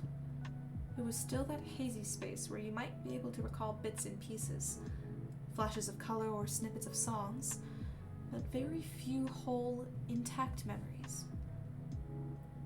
But one thing Wilbur could remember from being 4 years old was the first time he saw Tommy. He didn't remember when his mother went into labor, and he didn't remember what he did while he was waiting for his little brother to be born. But he remembered being led into the room afterwards. He remembered his mother's face, lined with exhaustion but filled with so much love at the same time. Her smile alone was enough to warm him from the inside out. Tommy had been a tiny baby, smaller than he was supposed to be, to the point where the doctors were concerned for his health. But when Wilbur walked into that room, he heard his little brother let out an ear-piercing wail, like he was announcing his own presence to the world. He kept crying as Wilbur approached the bed. His hands shook because he was curious, but didn't want to hurt his new brother. His mother took his hand in hers and gently placed it on top of Tommy's small head, reassuring him that it was okay. For a brief moment, Tommy's small hand had reached up and wrapped around his thumb. Immediately, his cries were silenced, and he blinked as he stared at Wilbur for the first time. And that was when Wilbur knew that Tommy was his, and he was Tommy's. The young man making his way to the front of the throne room wasn't small anymore. He was tall and fair-haired with eyes that burned like the coldest flames. His shoulders were perfectly straight, covered by a heavy cloak that glittered with the finest gold and silver threads. These threads crossed over the entirety of the cloak, elaborate embroidery swirling around itself to represent the winds that had taken so much from them. His steps were even, and careful as could be, with the cloak trailing around along the ground behind him. He kept his chin up as he made his way up the steps to the throne, although Wilbur could see the way his jaw was clenched, even from here. Tommy gave Tubbo a slight nod as he passed, before settling himself on the seat of the throne. There was a moment of breathless silence, and even Tubbo seemed a bit startled by the air of power that crackled around Tommy like electricity. But after a moment, he recovered, and dug into his pocket to pull out a glass vial of Blazafane. "Theseus," Tubbo began, pulling the cork out of the vial to pour a small bit of Blazafane onto his thumb. Will you solemnly promise to govern the peoples of Eldingvega with law, justice, and mercy at hand?" Glancing up at Tubbo, Tommy nodded. "I will." With a hum, Tubbo reached out and smeared a bit of the Blazafane onto the center of Tommy's forehead in a diagonal line. I'm sorry. Simba!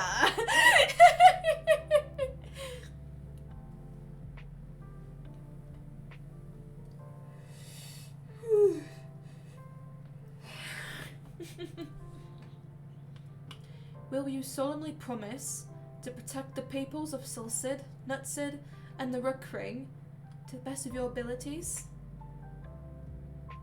Another nod. I will. More Blazafane was added to Tommy's forehead, with another diagonal line in the opposite direction, creating an X shape. Oh, okay, so it's not just like... Oh, I forgot what diagonal meant for a moment there. But still, Simba. Will you solemnly promise to dedicate your life in service of Eldingvega and her interests? Tommy took a deep breath before giving a final nod. I will. The last bit of Blazafane was spread in a horizontal line between the X, creating a shape that was reminiscent of a star. After recorking the vial, Tubbo put the Blazafane back in his pocket. Then, he stepped to the side to take the crown from a servant. The crown itself was a headpiece made up of thin gold rays fanning out in all different directions, designed to look like the sun itself was shining behind the wearer's head. After making his way back in front of everyone, Tubbo held the crown up to the wall to the right of the throne. I present to the daylight of Sol Cid, the rightful King Theseus, he declared, holding the crown up to the sigil of the sun painted onto the wall. He then turned to the opposite wall, left of the throne itself, with the sigil of the moon painted on it. I present to the moonlight of Nutsid, the rightful King Theseus. The next was the wall directly behind the throne, with a sigil of stars twinkling painted on the wall. I present to the twilight of Rookring, the rightful King Theseus.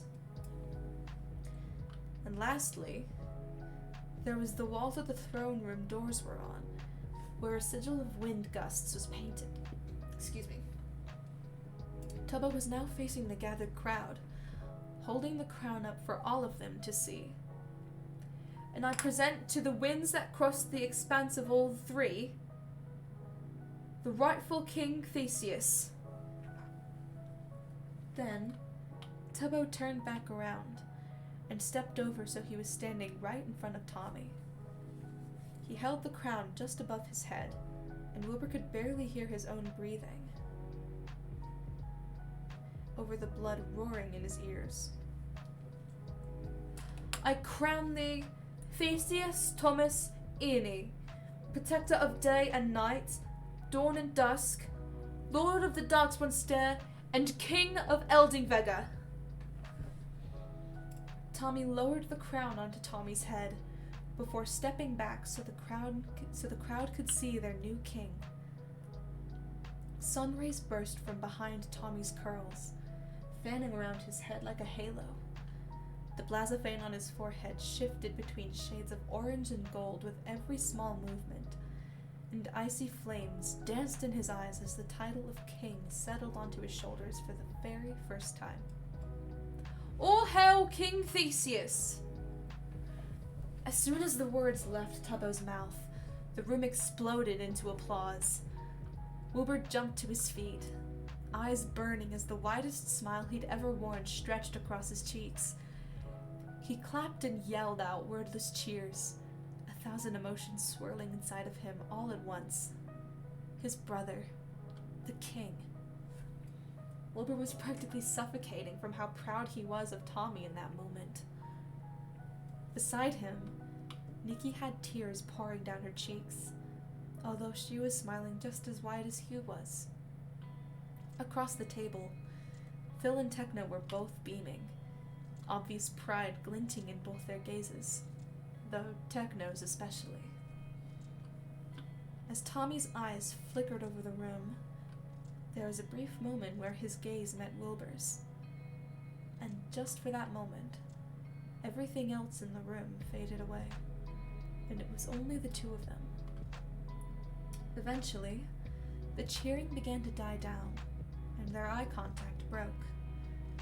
Tubbo gestured for everyone to take their seats, which they all did save for two people, Phil and Techno. With a nod from Tubbo, Phil and Techno approached the steps leading up to the throne. Tommy rose to his feet, wobbling a bit under the weight of the crown on his head, but quickly readjusted himself so he was standing face to face with the Emperor and the Imperator. They all shared a look. Then, Tommy held a fist up to his chest and bowed to them both. "Into the eyes of my people, I swear Eldingvega's loyalty to the Antarctic Empire," Tommy declared, his voice filled with a steady confidence Wilbur had rarely heard from him before. Once he straightened back up, Techno took a step forward, reaching out to grab Tommy's hand in his own. "Under the eyes of your people, as Imperator of the Antarctic Empire, I swear to protect Eldingvega and her interests as if it was my own home," Techno promised, his words booming over the room. There was a brief moment where they shared a soft smile, and Tommy leaned forward the smallest bit, his forehead bumping against Techno's with their hands gripped tightly between them. Using his other hand, Techno gave Tommy an affectionate squeeze on the back of his neck, and it was obvious Tommy was holding back laughter.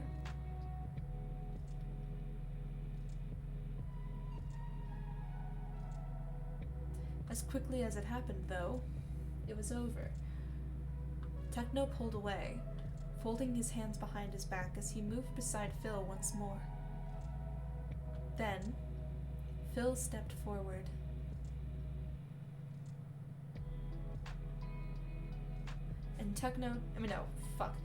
Then, Phil stepped forward and took Tommy's hand into his own. "Under the eyes of our people, as Emperor of the Antarctic Empire, I accept Eldingvega under my name," Phil proclaimed, squeezing Tommy's hand with a wide grin. And just like that, everyone was cheering again. As expected, the opposite table where the other politicians sat was the loudest part of the room, but there was still plenty of cheering from their side as well. Technically, This part of the ceremony was just for show. Eldenvegor had been part of the Antarctic Empire for 3 years now, but without a proper monarch, a proper pledge hadn't been made. Until now. Wilbur's heart began to pound louder in his chest now. The cheering died down, and he took a breath to try and steady himself as he moved away from the table and towards the throne. He could immediately hear the confused murmurs breaking out from the table behind him. While many in the room knew what was going on, there were more who didn't, specifically the Eldenvegorian nobility. This was going to be interesting. Noticing his approach, Phil and Techno stepped off to the side. Tubbo moved back to Tommy's side, and Wilbur walked until he was right at the steps leading up to the throne. Then he stopped. King Theseus, I present to you Prince Orpheus Wilbur Sooty, Tubbo said, gesturing to Wilbur. Tommy took a step forward, and Wilbur knelt before him. While it was strange to kneel to his own brother, something had shifted in Tommy when the crown had been placed on his head. There was an air around him now that hadn't been there before, something that demanded respect, something that was full of power. Once Tommy was right in front of him, Wilbur glanced up, his hair falling into his eyes. He met Tommy's gaze and noticed the crease between his brother's brows. There was a silent question burning in his eyes. Are you sure about this? With cool water rushing in his head, Wilbur gave a subtle nod. Yes. I'm scared. What's gonna happen? Taking a deep breath, Tommy straightened up again. Orpheus, he began, stuttering slightly at having to use Wilbur's formal name. With the power my people have granted me, my first act as King of Eldenvegor. His voice was shaking now, but he forced himself to keep going. Is to revoke your title as Prince of Eldenvegor and strip you of your name. There was a sharp gasp throughout the room. Wilbur could feel dozens of stares boring into the back of his head, but focused on counting the waves in his head instead. In for 4, out for 8. Rinse and repeat as the waves crash over and over and over again. Do you accept my will as truth? Tommy then asked. Blood roaring in his ears, Wilbur nodded. I do. His voice was low, but it boomed across the room anyway. Swallowing down a lump in his throat, Tommy returned his nod before taking a step back, and just as quickly, Phil moved forward to take his place. As Emperor of the Antarctic Empire and King of Zephyr's IV, through the power my people have granted me, I wish to grant you a new name and a new title, Phil declared. Do you accept my will as truth? This time, Wilbur found a smile spreading over his face. I do. And Phil's smile was a familiar one, because it was the same as the one he'd made that night in the hangar, when Wilbur had used his voice on him for the first time. The pride was there. The love was there. Warmth washed over Wilbur like liquid sunlight. Then, from this moment on, you will be known as my son, Orpheus Wilbur Soot, Crown Prince of Zephyr's IV, and heir to the Antarctic Empire, Phil continued, his words echoing off the walls. With this title comes the knowledge that one day you will take my place as protector of the Antarctic Empire and her allies, King of Zephyr's IV, and Emperor of the Nether, Kinoko, Serenity, Flosium, Mantle, and Eldingvega. When the time comes, will you solemnly promise to fulfill these duties to the best of your ability?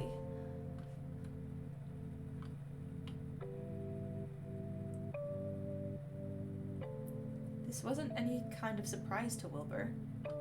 They had planned this. In fact, they'd rehearsed this exact ceremony. Wilbur had known he was Phil's chosen heir for almost a year now. But there was still something different between speaking in hypotheticals about becoming the heir and actually being proclaimed as such in front of some of the most important people in the galaxy. There was something different about knowing the oath he was going to take and actually having to take it. Also, is Zephyr's 4 going to be a kingdom now?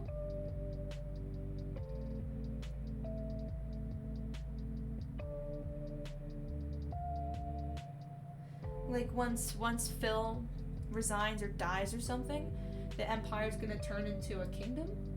Because this is King of Zephyr's 4, not Emperor of Zephyr's 4. Or maybe it'll just still be an empire. I don't know.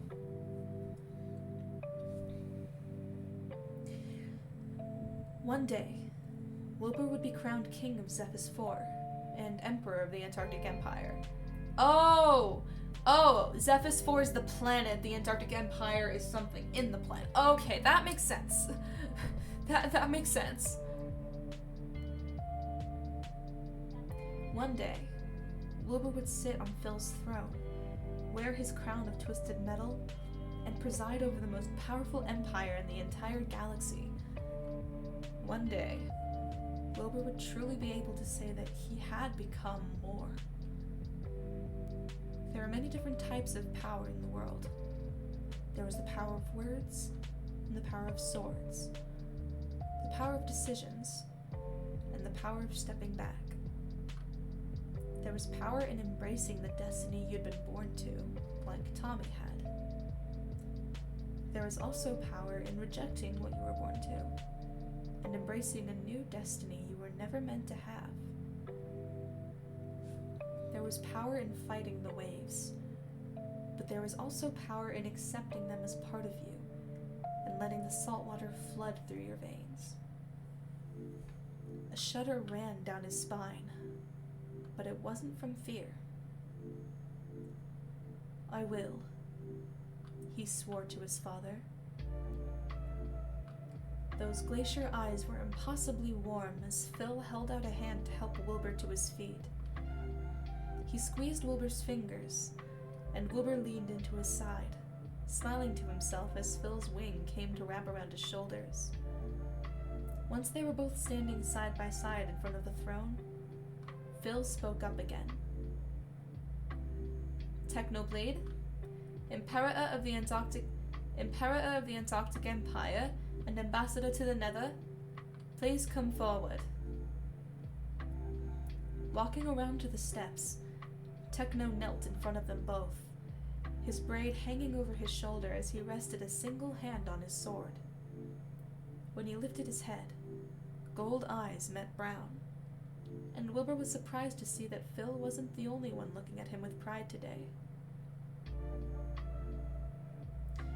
I, Technoblade, Imperator of the Antarctic Empire and Ambassador to the Nether, Techno began, reciting the oath he'd already memorized. Under the eyes of our people, swear loyalty to Emperor Philza and his named heir, to Prince Orpheus. I pledge fealty to them both, and shall defend them and their interests against all enemies. Wilbur reached out a hand to help Techno to his feet. Once Techno was standing, he then moved back around to stand on Phil's other side.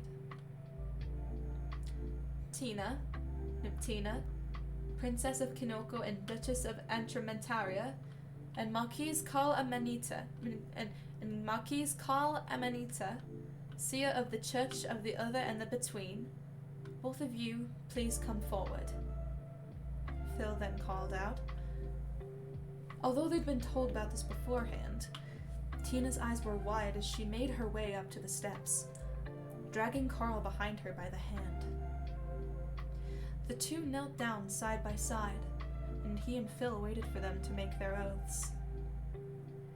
I, Princess Tina of Kinoko and Duchess of Antramanteria. Tina recited the oath, the lacy cape of her gown pooling behind her like her fabric was made of liquid. Once she had finished, it was Carl's turn. He repeated the oath the same as she did, and Wilbur reached out to help them both up as they got to their feet again. When Carl's hand wrapped around his, the seer's gaze sharpened in a way Wilbur had never seen before, and stiffened at the pointed look he gave him. "I told you so," Carl mouthed. All those years ago, and now Carl's prediction had finally come true. Despite how grateful Wilbur was for the way things turned out, he was still a little annoyed that he'd been right considering how smug he was about the whole thing during the first summit. After Tina and Carl had sat down again, Phil called up Michael McChill, who took the oath on behalf of Serenity. Then, he did the same for the Flora representative from Flosslium, and Wilbur could practically feel Ames's smile from all the way across the room. Then, second to last, President J. Texas Schlatt of Mansell, please come forward, Phil ordered. Quackity rolled his eyes as Schlatt stumbled to his feet, the Blazion slowing him down as he made his way to the front of the room. Instead of kneeling gracefully like all the others, Schlatt half fell onto the steps, but righted himself before he could make a scene. Maybe Wilbur should have been annoyed. After all, this was supposed to be Schlatt swearing his loyalty to his future emperor, and here he was, drunk off his ass. But in all honesty, Wilbur knew what Schlatt was like, and he wouldn't have expected anything less of his friend. There was a long moment of silence after Schlatt got into the proper kneeling position. His coat twisted awkwardly around him as he glanced between Phil and Wilbur. It got to the point where Wilbur was beginning to wonder if Schlatt had forgotten what he was supposed to say, and was about to mouth the words to him, when I, President J. Texas... Fuck, that was not supposed to be his accent. I, President J. Texas Schlatt of Mantle, under the eyes of our people, swear loyalty to Emperor Philza and his named heir, the Prince Orpheus. He continued on with the rest of his oath, not missing a single line of it.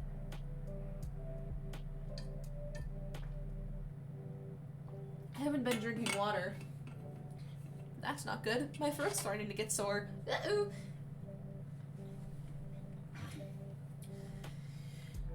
When Wilbur reached out to help Schlatt to his feet, their eyes locked, and Schlatt flashed him a razor-sharp smirk.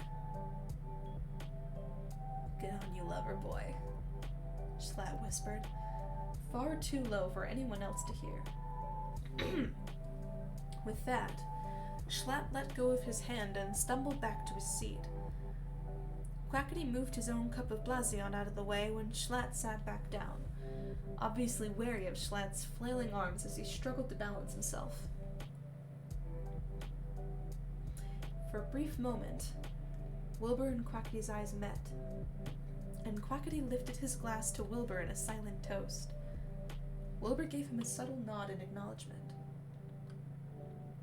Finally, they were on the last planet. Theseus Thomas Ione, King of Eldingvega, please come forward. Tommy, who had been standing off to the side with Tubbo, moved back around to the front of the steps. Now it was his turn to kneel, and he looked like he was struggling to keep his crown from slipping off as he settled himself in front of Wilbur. Once there, though, he looked up again, and more warmth rushed over Wilbur when Tommy gave him a smile bright enough to rival the sun he wore on the back of his head. I, Theseus Thomas Ene, protector of the day and night, dawn and dusk,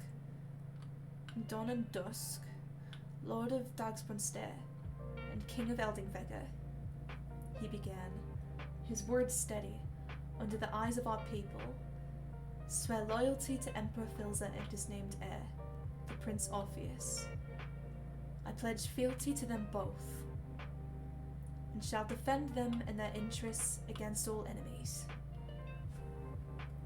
Wilbur matched Tommy's smile with his own as he reached out a hand to help his brother up.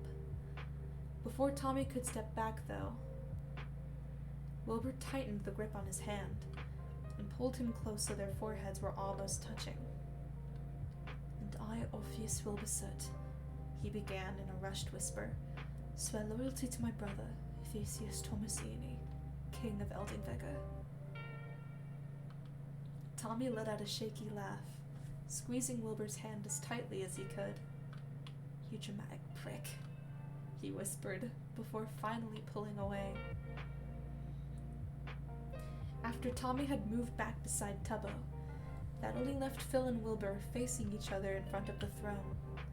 Then I, Philza, king of Zephyr's Fall and emperor of the Antarctic Empire, under the eyes of our people, do hereby name you Orpheus Wilbursut, Crown Prince of Zephyr's Fall, and heir to the Antarctic Empire. I'm so used to saying Crown Prince of Eldingvegger. Wilbur bowed his head to his father. The rest of the room bowed to both of them. Looking around, something like victory curled in Wilbur's chest, seeing the Eldingveggerian nobility that used to scorn him now bowed to him as their future emperor. Standing near them, Ramba was wearing a surprisingly genuine smile, while Nikki was absolutely beaming. Near the back of the room, Jack was giving him a thumbs up, and Wilbur had to hold himself back from snorting at that. And then his family, Tommy, Techno, and Phil, well, they were the proudest out of anyone in the room. As everyone else stayed in their bows, Tommy and Techno made their way over to join him and Phil. Tommy grabbed his hand as they stood side by side. Techno rested a hand on both their shoulders. Then Phil placed a hand on the back of Wilbur's neck, and this time, Wilbur knew it wasn't a threat. In fact, it was anything but. It was a silent promise, a reassurance, a reminder that Wilbur was allowed to reach for the stars, and if he did, the stars would reach back.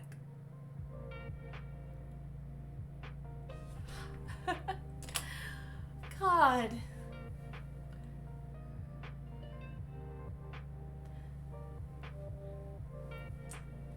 This has been...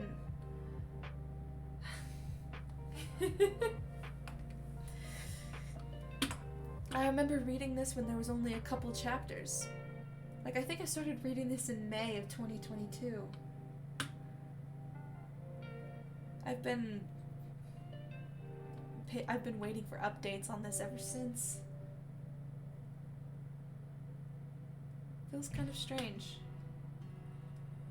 But I think there's a new story that that Bones and the Beast has been writing lately. I'm probably gonna read that one next. Let's take a look and see what it's about. I'm not gonna read it. I'm not gonna read the first chapter or anything. But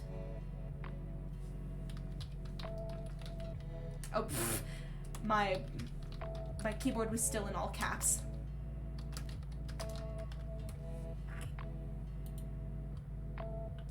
Pause champ, read the description? Yes, exactly. Bones and the Bees. Oh god, what's it called?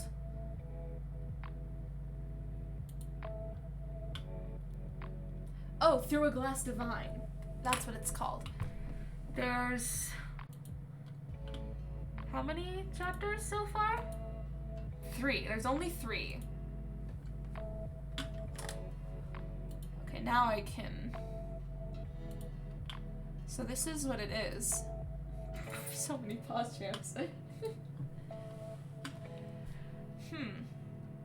Okay. So, graphic depictions of violence. Okay. Wilbur Soot and Tommy in it. Okay, so it's another SBI one. I'm not really a big fan of Tommy that much anymore, but like his dream, like it's different when it's like in stories, like stories that are based off of his Dream SMP character.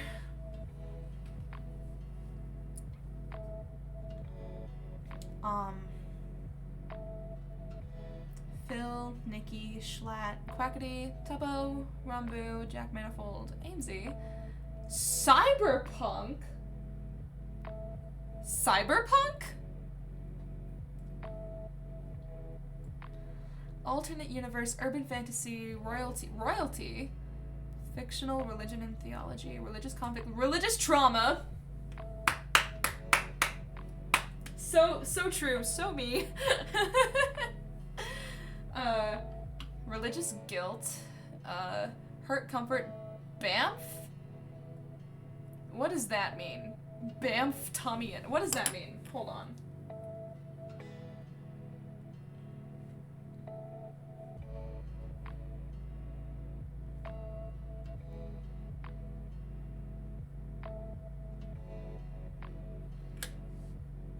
Oh! Banff means badass motherfucker. Wilbur Soot centric. Wilbur Soot is not okay. Kidnapping!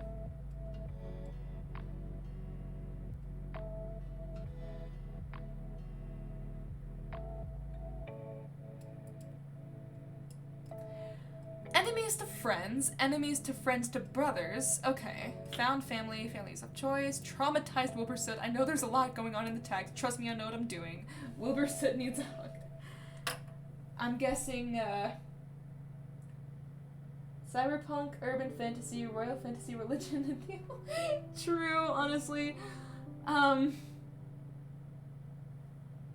So it's a story. I'm guessing what's gonna happen is Wilbur Soot, I think, is either the kidnapper or the kidnappee. That sounds very cohesive. Ooh, let's read like this little. Let's wait. Part 2 of Sleepyhead. What's Sleepyhead? Someone else's dream. Okay, maybe we should read this one first before the Glass Divine one. I think. Wait, why is it titled Sleepyhead? Hold on.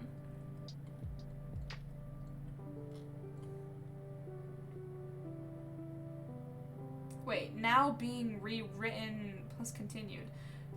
Wait, should I read part? No, I should read part 1 first then. How many? It's someone else's dream.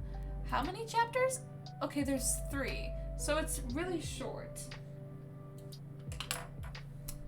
Okay. Oh, this is a playlist kind of looking thing. Oh, it's a series. That makes sense. Incomplete. Okay. Rewritten, so maybe it's gonna be the same as 2? Probably. But this says it's part 2, so it could be a continuation. I think it says continuation somewhere. Maybe. Okay, wait, let's read what this one is. Ew.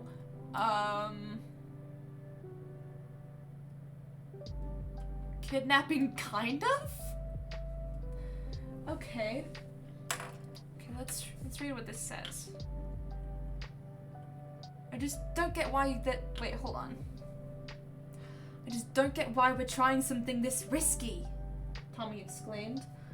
The Pythia is like the most important person in the whole palace besides the king. They're gonna be guarded to all hell and back. And that's why you're gonna be wearing a guard's uniform, Phil reminded him, adjusting the wings on his lap. Plus, it's literally a masquerade ball. The Pythia won't be able to recognize you're not one of their guards. All you have to do is tell them you're taking them to a safe location when me and Techno start a distraction. And once you get them in private, Use your magic to make them follow you out.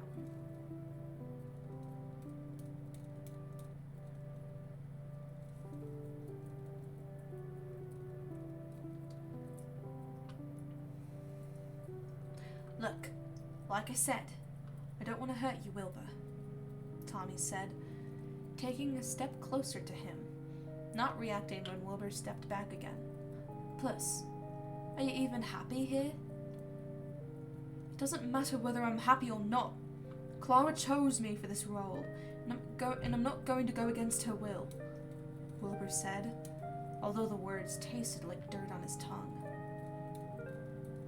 Or Tommy tries to kidnap an oracle, but things don't go exactly according to plan.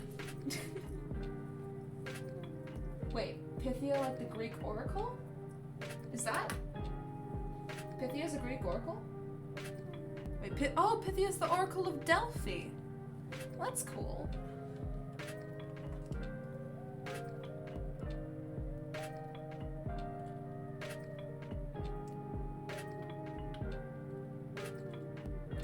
Yeah, I think this is like... I think Through a Glass Divine is like a sequel, kind of? The famous Oracle of Delphi. Yeah, I've probably heard the name before. I just forgot. Someone Else's Dream. The title kind of reminds me of a 21 Pilots song. What's it called? Won't you go to someone else's sleep? Is it? Hold on. It says rewritten though. Yeah, maybe. I'll still read it first just in case. Like if I read Through a Glass Divine, and I'm missing some shit, you know. It's called Anathema, right? 21 Pilots Anathema lyrics.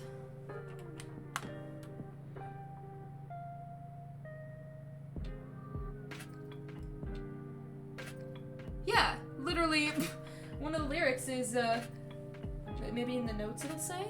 Maybe. Won't you, yeah, literally one of the lyrics is, won't you go to someone else's dreams? Okay, I'll look in Through a Glass Divine and see if it says anything. Notes. So to get an explanation out of the way, this is both a rewrite and a continuation. Oh! This is both a rewrite and a continuation of a fic I wrote last year known as Someone Else's Dream. You don't need to read the original to understand this one, and TBH, you might be better off not reading it at all. This is going to be my next long-form fic after I finish my current ongoing project, The Stars and Their Children. I'm posting the first chapter now to give you all a taste, but it won't start regularly updating until Stars is finished. Our main character POV is Wilbur. The narration only refers to him as the Pythia.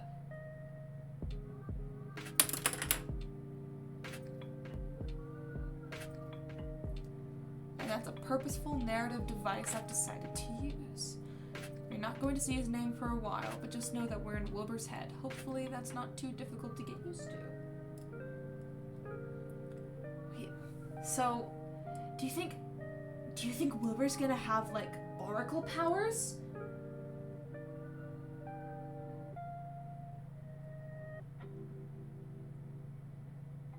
In myths, Pythia was never called that. She was called the Oracle. So he's called Pythia here because the... Oh, so it's kind of like a code name kind of thing.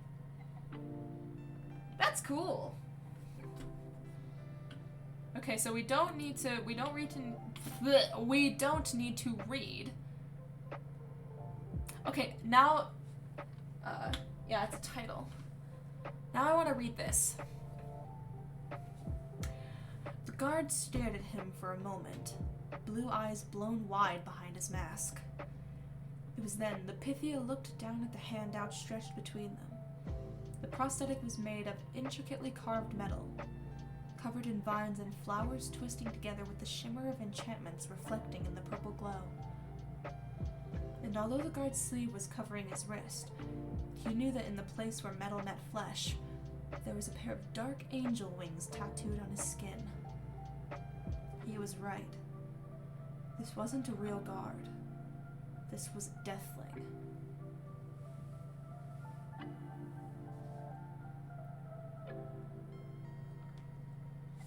thinking like Clara from Doctor Who, but that's the only Clara that I know. I didn't know that the goddess of death's name is Clara. Or Wilbur is an oracle. Oh, so he is an oracle. Wait, what? Oh, I'm just reading your chat messages, and that's what's confusing me. Wait, where does it say goddess of death? Oh, god damn it, you're reading ahead of me. Wilbur is an oracle known as the Pythia, chosen to receive dreams of the future from the goddess Clara. One day, he receives a dream warning him that during a ball Emperor Schlatt is hosting, the Deathlings, terrorists who worship the goddess of death, will launch an attack. When his warning goes ignored, he knows there's going to be consequences. He doesn't expect one of those consequences to include him getting kidnapped by a teenager, aka a cyberpunk fantasy fusion AU with lots of religious trauma. We love that! We love that! We love that! Cyberpunk fantasy fusion, yeah. This is gonna be awesome. I am so excited for the emotional damage that this fanfic is gonna give me. That's quite a summary. Yeah, true. Okay. I think that is gonna be my stream. I have plans in a little bit, and I have no idea when they're gonna show up. So, let's see if there's anybody that we can raid.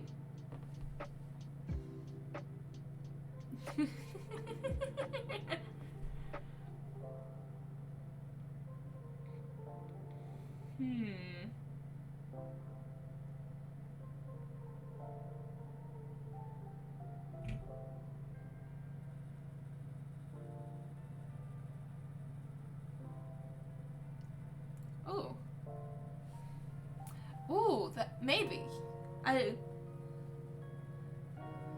Did Alex just start stream? Oh, nope. No, he didn't.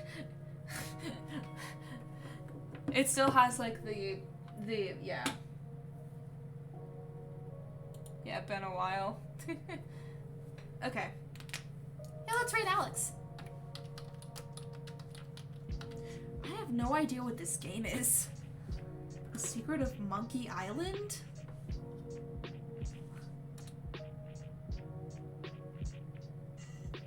Oh, I love Alex's new, like, PNG. Is it new? Or am I just dumb?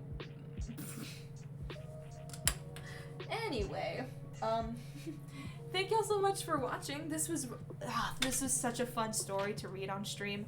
It's not new. Yeah, I'm just silly then. Oh my god, why did I do that? I'm so glad I don't have webcam, but at the same time I want a webcam. I want people to see my reactions to things. Anyway, time for religious trauma. Me every morning I wake up.